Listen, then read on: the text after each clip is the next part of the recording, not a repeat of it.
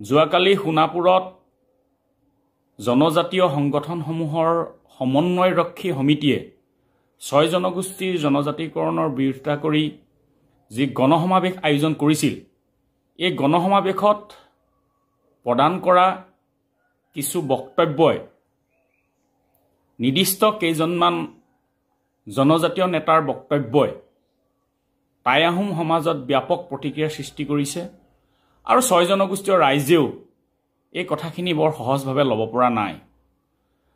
আমি সদায় অসমৰ প্ৰত্যেকটো জাতি জনগোষ্ঠী ঐক্য আৰু ভাতৃত্ববোধৰ বান্ধোনেৰে বান্ধ খাই থকাটো আমি বিচাৰোঁ আৰু আমি চাওলুং চুকাফাৰ নীতি অনুসৰি অসমৰ প্ৰত্যেকটো জাতি জনগোষ্ঠীয়ে সহৱস্থান কৰি সমবিকাশ সম উন্নয়নৰ যোগেদি অসমখন ধৰি ৰখাটো আমি বিচাৰোঁ আৰু সেই উদ্দেশ্যতে আমি কিছু কাম কাজ কৰোঁ।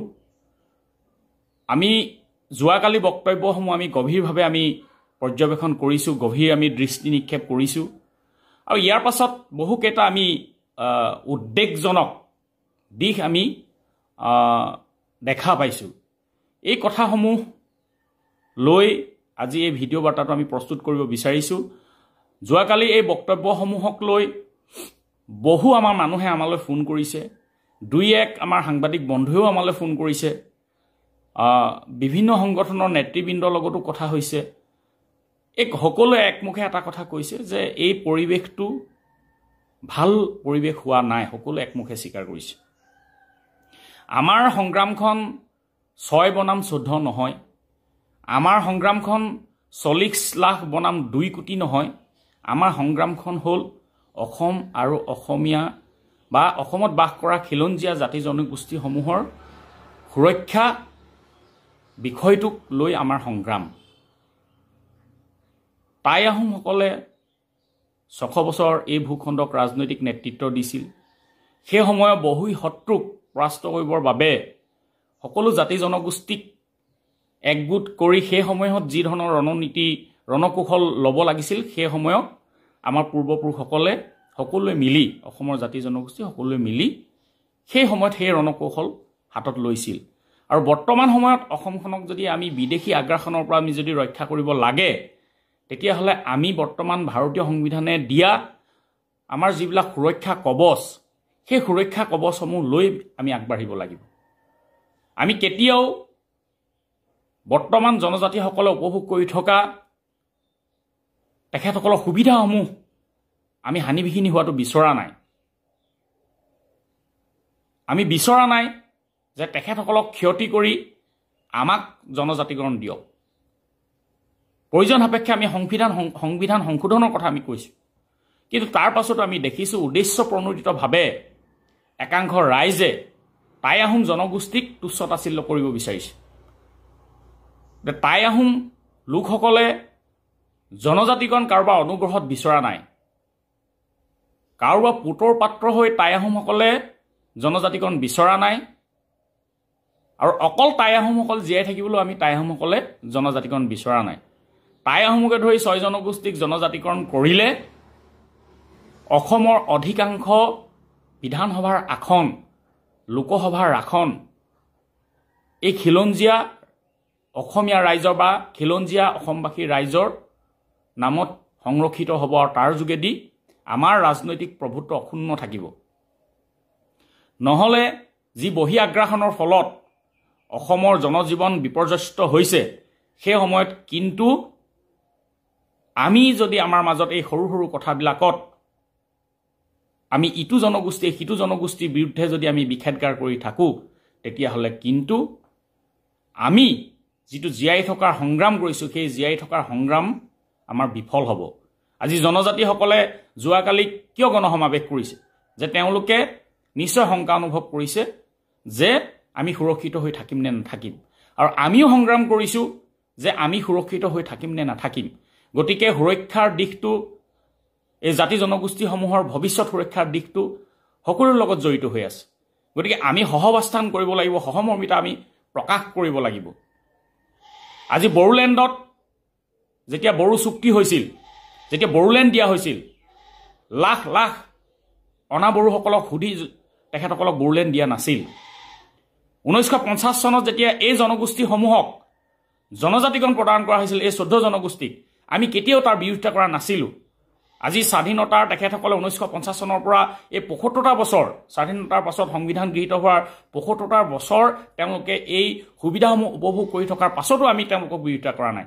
আমি ইনক্লুচিভ ৰাজনীতিক আমি বিশ্বাস কৰোঁ। আমি সকলোকে লৈ আগবাঢ়িব বিচাৰোঁ। আৰু ভাৰতীয় সংবিধানে অনন্তকাললৈ কোনো জাতি জনগোষ্ঠীক জনজাতিকৰণৰ মৰ্যাদা দিয়া নাই। সেইটো মাজে মাজে পুনৰীক্ষণ হৈ থাকে।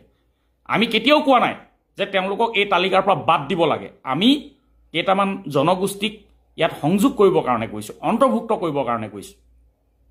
আমি কোনো জনগোষ্ঠীক ষষ্ঠ অনুসূচীৰ তালিকাৰ পৰা বা যিটো constitution order 1950 for schedule tribes, এই তালিকাৰ পৰা আমি কোনো জনজাতিক আমি বাদ দিবলৈ কোৱা নাই। আমি 6টা জনগোষ্ঠীক এই তালিকাত অন্তৰ্ভুক্ত কৰিবলৈ কৈছোঁ। গতিকে এই কথাবিলাকে পৰস্পৰ বিৰোধী এই কথাবিলাকে অসমত কেতিয়াও শান্তিৰ বাতাবৰণ নানে। আৰু আমি সদায় জনজাতীয় নেতৃবৃন্দক আমি আহ্বান জনাইছোঁ যে এই কথাসমূহ আমি সহমৰ্মিতাই আলোচনা কৰি আগবঢ়োৱা উচিত। যদি যুদ্ধংদেহী মনোভাৱ লোৱা হয় তেতিয়াহ'লে নিশ্চয় কোনো বহি নাথাকে, কাৰণ প্ৰত্যেকটো ক্ৰিয়াৰে সমান আৰু বিপৰীতমুখী প্ৰতিক্ৰিয়া থাকে। এই কথাটো ভাবি লওঁ। আমি বহু ভাবি চিন্তি আমি ৰিয়েকশ্যন নিদিয়াকৈ আছোঁ। বহু ভাবি চিন্তি আমি ৰিয়েকশ্যন দিবলগীয়া হৈছে, কাৰণ আমাৰ একোটা বক্তব্যই কাইলৈ জাতি জনগোষ্ঠীসমূহৰ হাতাম পুৰুষীয়া যি আমাৰ ভাতৃত্ববোধ আৰু ঐক্যবোধ ভাঙি দিব। আৰু এটা কথা মনত ৰাখিব, লাচিতে কৈ যোৱা কথা, আমি যেনেধৰণে চাওলুং চুকাফাৰ নীতি আদৰ্শক আমি বিশ্বাস কৰি সকলোকে লৈ আগবাঢ়িব খোজোঁ, কিন্তু এই দেশখন ৰক্ষা কৰাৰ স্বাৰ্থতো লাচিতে কোৱা কথা দেশতকৈ মোমাই ডাঙৰ নহয়। প্ৰয়োজন সাপেক্ষে দেশ ৰক্ষা কৰিবৰ কাৰণে আপোনজনকো কেতিয়াবা কিন্তু আমি এৰি আগবাঢ়ি যাবলগীয়া হ'ব পাৰে। সেইকাৰণে আমি আহ্বান জনাইছোঁ, জনজাতীয় নেতৃবৃন্দ আপোনালোক সংযম হওক। আমাৰ যুদ্ধ আপোনালোকৰ বিৰুদ্ধে নহয়, আৰু আপোনালোকৰ যুদ্ধ আমাৰ বিৰুদ্ধে হোৱা উচিত নহয়। আমি ভাৰতীয় সংবিধানৰ পৰা, ভাৰত চৰকাৰৰ পৰা, অসম চৰকাৰৰ পৰা আমি জনজাতিকৰণ বিচাৰিছোঁ। গতিকে কি ধৰণে এই জনজাতিকৰণ হ'লে সকলোৰে মংগল হ'ব সেই বিষয়ে আমি আলোচনা কৰা উচিত। ইয়াত তুচ্ছ তাচ্ছিল্য কৰি লাভ নাই।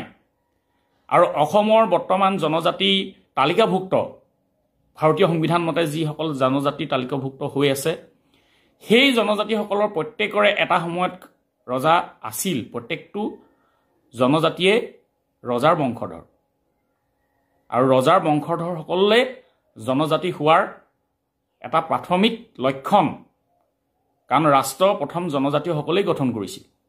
এই সামাজিক কথাবিলাক সকলোৱে আমি জানো, কিন্তু জানিও আমি যদি নজনাৰ ভাও জোৰো তেতিয়াহ'লে আমাৰ অসমৰ খিলঞ্জীয়া জাতি জনগোষ্ঠীসমূহৰ বাবে আৰু অসমৰ ভৱিষ্যতৰ বাবে কিন্তু মংগলজনক নহ'ব।